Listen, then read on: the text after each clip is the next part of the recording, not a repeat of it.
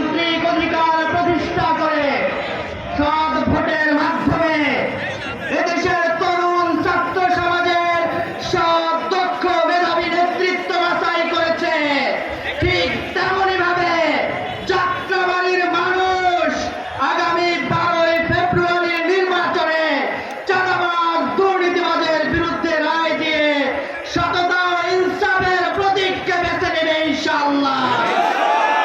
সংগ্রামী ঢাকাবাসী, সংগ্রামী যাত্রাবাড়ির সংগ্রামী জনগণ, আমরা বাংলাদেশের শিক্ষার্থী সংসদগুলোর পক্ষ থেকে আপনাদের দিকে উদাত্ত আহ্বান জানাতে চাই। আমরা চাই না এদেশে কোনো ফ্যাসিবাদ তৈরি হোক, ক্ষমতার চেয়ারে কেউ দৃঢ়তার সাথে বসে থাকুক।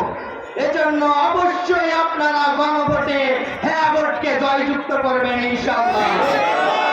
ধন্যবাদ জানিয়ে আমি আমার বক্তব্য শেষ করছি। আসসালামু আলাইকুম ওয়া রাহমাতুল্লাহ।